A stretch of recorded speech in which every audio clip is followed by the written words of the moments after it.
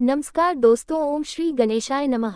ओम श्री गणेशाय नमः। आप सभी को अगन मास की संकष्टी चतुर्थी की हार्दिक शुभकामनाएं। आज दिनांक है अगहन यानी मार्गशीर्ष मास के कृष्ण पक्ष की संकष्टी चतुर्थी और आज का ये व्रत बहुत ही शुभ संयोगों के साथ रखा जा रहा है, क्योंकि आज ही सौभाग्य सुंदरी तीज का व्रत भी है और आज शिव और सिद्ध योग भी बन रहे हैं। आज की यह पावन चतुर्थी मंगल और सौभाग्य की ज्योति जलाने वाली है। कहा गया है कि जहाँ श्री गणेश भगवान जी का स्मरण होता है वहाँ से हर विघ्न अपने आप ही दूर हो जाता है और जहाँ चौथ माता का आशीर्वाद हो वहाँ परिवार में प्रेम, सुख और संतोष स्वयं आ जाते हैं। इसलिए आज के दिन हम अपने मन को शांत कर भगवान श्री गणेश और चौथ माता के चरणों में प्रणाम करते हैं कि वे हमारे जीवन को भी मंगलमय और सुखमय कर दे। हे सिद्धिदाता भगवान श्री गणेश, हम सबके जीवन से विघ्न और दुख के अंधकार को दूर करें, हर कार्य में सफलता और बुद्धि का प्रकाश भरे, हमारे मन को निर्मल, सरल और सत्य के मार्ग पर चलने योग्य बनाए। हे चौथ माता, हमारे घर में सुख शांति की धारा बहाएं, संतानों को दीर्घायु, स्वास्थ्य, सद्बुद्धि और उज्जवल भविष्य का वरदान दे, हर संकट को अपने आंचल में आप समेटकर हमारे परिवार की सदैव रक्षा करें। ओम श्री गणेशाय नमः। चौथ माता की जय। प्रिय श्रोताओं, अब सुनिए संकष्टी चतुर्थी की कथा। और आज चंद्रोदय का समय रात 8:21 पर होगा। इससे पहले तक आप पूजा करके कथा का श्रवण कर सकते हैं। चतुर्थी की कथा के अनुसार एक बार देवी पार्वती जी ने भगवान गणेश जी से पूछा, हे गणेश, मार्गशीर्ष मास के कृष्ण पक्ष की चतुर्थी के दिन गणेश जी की पूजा किस रीति से करनी चाहिए? तब गणेश जी ने उत्तर दिया, हे हिमालय नंदिनी, मार्गशीर्ष मास में पूर्वोक्त रीति से अर्थात पहले बताई गई रीतियों से ही गजानन नामक गणेश जी की पूजा करनी चाहिए। पूजन करने के बाद अर्घ देना चाहिए। दिन भर व्रत रखकर पूजन के बाद ब्राह्मण को भोजन कराकर ज्योतिलक्षित चीनी और घी का शाकला बनाकर हवन कराएं तो वह अपने शत्रु को वशीभूत कर सकता है। इस संबंध में मैं आपको एक प्राचीन इतिहास सुनाता हूँ, ध्यानपूर्वक सुनो। गणेश जी श्री देवी पार्वती जी से आगे कहते हैं, प्राचीन काल में त्रेता युग में दशरथ नामक एक प्रतापी राजा हो चुके हैं। वे राजा आंखें टिपरे थे। एक बार अनजाने में ही उन्होंने एक श्रवण कुमार नामक ब्राह्मण का आखेट में वध कर दिया। तब उन ब्राह्मण के अंधे माता पिता ने राजा को श्राप दिया कि जिस प्रकार हम लोग पुत्र शोक में मर रहे हैं उसी तरह तुम्हें भी पुत्र शोक होगा। इससे तो राजा को बड़ी चिंता हुई। फिर उन्होंने पुत्रष्टि यज्ञ कराया। फलस्वरूप जगदीश्वर श्री राम ने चतुर्भुज रूप से अवतार लिया। भगवती लक्ष्मी जी जानकी के रूप में धरती पर अवतरित हुई। पिता की आज्ञा पाकर भगवान श्री राम ने सीता जी और लक्ष्मण के साथ वन में खरदूषण आदि राक्षसों का वध किया। इससे क्रोधित होकर लोगों को रुलाने वाले रावण ने सीता जी का अपहरण कर लिया। सीता जी के वियोग में भगवान श्री रामचंद्र जी ने पंचवटी का त्याग कर दिया और ऋषमुख पर्वत पर पहुंचकर सुग्रीव के साथ मित्रता की। इसके बाद सीता जी की खोज में हनुमान आदि वानर तत्पर हुए। ढूंढते ढूंढते वानरों ने गिद्धराज संपाति को देखा। इन वानरों को देखकर संपाति ने पूछा कि तुम लोग कौन हो? इस वन में कैसे आए हो? तुम्हें किसने भेजा है? यहाँ पर तुम्हारा आना किस प्रकार हुआ है? संपाति की बात सुनकर वानरों ने उत्तर दिया कि भगवान विष्णु के अवतार दशरथ नंदन राम जी पत्नी सीता जी और भाई लक्ष्मण जी के साथ दंडक वन में आए हैं। वहाँ पर उनकी पत्नी सीता जी का अपहरण कर लिया गया है। हे मित्र, इस बात को हम लोग नहीं जानते हैं कि सीता जी इस समय कहाँ है। उनकी बात सुनकर संपाति ने कहा कि तुम सब रामचंद्र जी के सेवक होने के नाते हमारे भी मित्र हो। जानकी जी का जिसने हरण किया है और वह स्थान जहाँ पर है वह मुझे मालूम है। सीता जी के लिए मेरा छोटा भाई जटायु अपने प्राण गंवा चुका है। श्री रामचंद्र जी के चरण कमल का स्मरण कर हमारे भाई ने अपना शरीर त्यागा है। यहाँ से थोड़ी ही दूर पर समुद्र है और समुद्र के उस पार राक्षस नगरी है। वहाँ शीशम के पेड़ के नीचे सीता जी बैठी हुई है। आप लोग देखिए, रावण द्वारा अपहृत सीता जी अभी भी मुझे दिखाई दे रही है। मैं आपसे सत्य कह रहा हूँ, सभी वानरों में हनुमान जी अत्यंत पराक्रमशाली हैं, इसलिए उन्हें वहां जाना चाहिए। केवल हनुमान जी ही अपने पराक्रम से समुद्र लांघ सकते हैं, अन्य कोई भी इस कार्य में समर्थ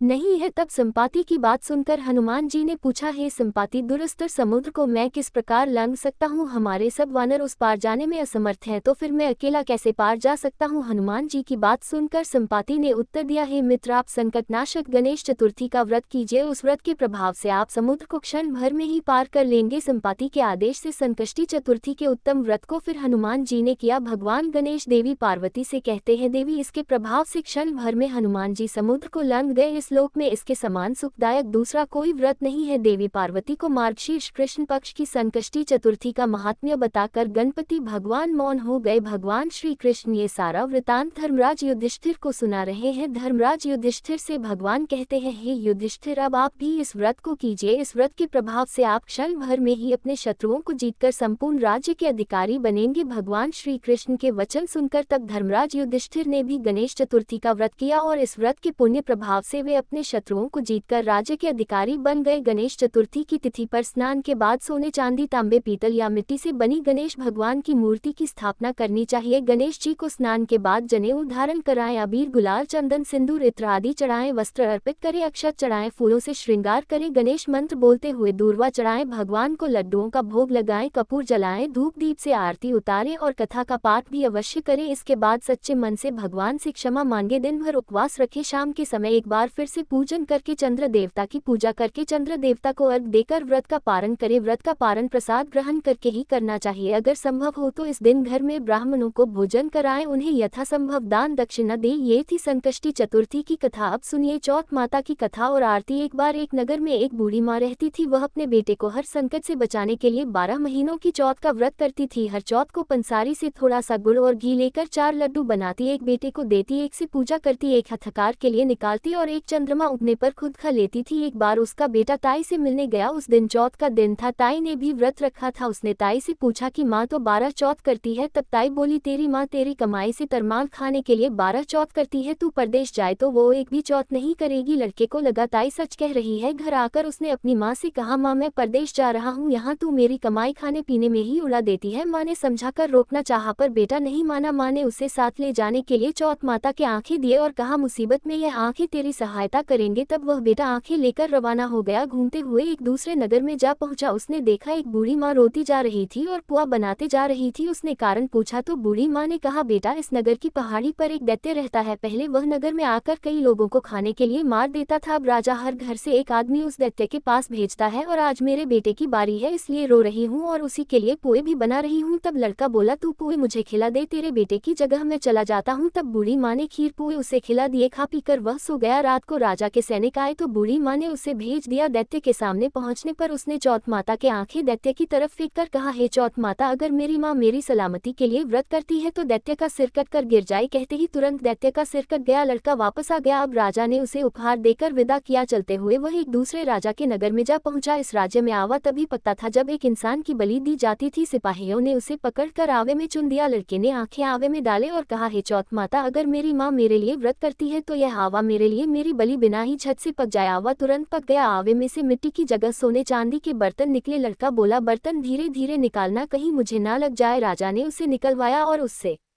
पूछा कि इस आवे में से तुम बच कैसे गए। लड़के ने बताया कि उसकी माँ चौथ माता का व्रत करती है, व्रत के कारण ही वह बच पाया। राजा को विश्वास नहीं हुआ। उसने एक चांदी की सुराही मंगवाई और कहा कि सुराही की नली से निकल कर दिखाओ, तभी मुझे विश्वास होगा। लड़के ने चौथ माता को एक बार फिर से याद करके आंखें सुराही में डाले और कहने लगा, मैं भंवरा बनूं, सुराही से निकलूं। लड़का भंवरा बनकर तुरंत सुराही से निकल गया। अब तो राजा ने प्रसन्न होकर राजकुमारी का विवाह उसके साथ करवा दिया और सभी लोगों को चौथ माता का व्रत करने के लिए कहा। उधर अब लड़के को अपनी माँ की याद आई। उसने राजा के पास जाकर खुद के नगर जाने की इच्छा जाहिर की। राजा ने रथ, घोड़े, हाथी और खूब सारा दान दहेज देकर उन्हें विदा कर दिया। चौथ के दिन वह लड़का अपने नगर पहुंचा। वह अकेला पंसारी के यहाँ माँ का इंतजार करने लगा। सोचा चौथ है तो माँ यहाँ जरूर आएगी। थोड़ी ही देर बाद लकड़ी टेकती हुई उसकी माँ उसे आते हुए दिखाई दी। बेटा माँ के चरणों में गिर पड़ा, कहने लगा, माँ मैं तेरा बेटा हूँ, मुझे माफ कर दो। माँ ने उसे उठाकर गले लगा लिया। अब तो लोग चौथ माता की जय जयकार करने लगे। उस नगर के अब सभी लोग चौथ माता का व्रत करने लगे। हे चौथ माता, जैसे बूढ़ी माँ और उसके बेटे की सहायता आपने की वैसे ही हम सबकी भी करना। कहानी कहने और सुनने वाले पर भी कृपा करना। प्रेम से बोलो चौथ माता की जय। विघ्न विनाशक भगवान श्री गणेश जी की आराधना बहुत ही मंगलदायी मानी जाती है। अनेकों स्तोत्र, श्लोक और जाप द्वारा भगवान गणेश जी की पूजा करके उन्हें मनाया जाता है। उनमें से एक पाठ गणपति अथवा शीर्ष बहुत ही मंगलकारी है। प्रतिदिन प्रातः काल स्नान आदि से निवृत्त होने के बाद इस पाठ को करने से विघ्नता भगवान गणेश की कृपा अवश्य प्राप्त होती है। श्री गणपति अथर्व शीर्ष को संस्कृत में पढ़ पाना सबके लिए संभव नहीं होता है, थोड़ा मुश्किल होता है, इसलिए आज आप सभी की सुविधा के लिए मैं आपको सुना रही हूँ। श्री गणपति अथवा शीर्ष का हिंदी अनुवाद। आप सभी इस स्तोत्र को सुनकर कमेंट बॉक्स में गणेश भगवान की जय जरूर लिखिएगा। ओंकारापति भगवान गणपति को नमस्कार है। हे गणेश, आप ही प्रत्यक्ष तत्व हो, आप ही केवल करता हो, आप ही केवल धरता हो, आप ही केवल हरता हो। निश्चय पूर्वक आप ही इन सब रूपों में विराजमान ब्रह्म हो, आप साक्षात नित्य आत्मस्वरूप हो। हे पार्वती नंदन, आप मेरी अर्थात मुझ शिष्य की रक्षा करो। वक्ता की रक्षा करो, श्रोता की रक्षा करो, दाता की रक्षा करो, धाता की रक्षा करो, व्याख्यान करने वाले आचार्य की रक्षा करो, शिष्य की रक्षा करो, पश्चिम से रक्षा करो, पूर्व से रक्षा करो, उत्तर से रक्षा करो, दक्षिण से रक्षा करो, ऊपर से रक्षा करो, नीचे से रक्षा करो, सब ओर से मेरी रक्षा करो, चारों दिशाओं से मेरी रक्षा करो। आप वांगमय हो, चिन्मय हो, आप आनंदमय हो, आप ब्रह्म हो, आप सच्चिदानंद अद्वितीय हो, आप प्रत्यक्ष ब्रह्म हो, आप दानमय विज्ञानमय हो। ये जगत आपसे उत्पन्न होता है, ये सारा जगत आप मिले को प्राप्त होगा, इस सारे जगत की आप में प्रतीति हो रही है। आप भूमि, जल, अग्नि, वायु और आकाश हो, परा, पश्चती, बैटरी और मध्यमा वाणी के यह विभाग आप ही हो। आप सत, रज और तम तीनों गुणों से परे हो, आप जागृत, स्वप्न और सुषुप्ति इन तीनों अवस्थाओं से परे हो, आप स्थूल, सूक्ष्म और वर्तमान तीनों देहों से परे हो, आप भूत, भविष्य और वर्तमान तीनों कालों से परे हो, आप मूलाधार चक्र में नित्य स्थित रहते हो। इच्छा, क्रिया और ज्ञान तीन प्रकार की शक्तियाँ आप ही हो। आपका योगी जन नित्य ध्यान करते हैं। आप ब्रह्मा हो, आप विष्णु हो, आप रुद्र हो, आप इंद्र हो, आप अग्नि हो, आप वायु हो, आप सूर्य हो, आप चंद्रमा हो, आप ब्रह्म हो, भू, भूर्व, स्व ये तीनों लोक तथा ओंकार वाच्य पर ब्रह्म भी आप ही हो। गण के आदि अर्थात गकर पहले उच्चारण करे, उसके बाद वर्णों के आदि अर्थात उच्चारण करे, उसके बाद अनुस्वार उच्चारित होता है। इस प्रकार अर्धचंद्र से सुशोभित गंग ओंकार से अवृत होने पर आपके बीज मंत्र का स्वरूप ओम गंग है। ग इसका पूर्व रूप है बिंदु, उत्तर रूप है नाद, संधान है, संज्ञेता, संविद है। यह ऐसी गणेश विद्या है। इस महामंत्र के गणक ऋषि है, नीच रंगदाय छंद है, श्रीमद महागणपति देवता है, वह महामंत्र है। ओम गण गणपति नमः। एक दंत को हम जानते हैं, वह क्रतुंड का हम ध्यान करते हैं, वह दंती अर्थात गजानन हमें प्रेरणा प्रदान करे। ये गणेश गायत्री है। एक दंत चतुर्भुज, चारों हाथों में पाश, अंकुश, अभय और वरदान की मुद्रा धारण किए तथा मूषक चिन्ह की ध्वजा लिए हुए, रक्त वर्ण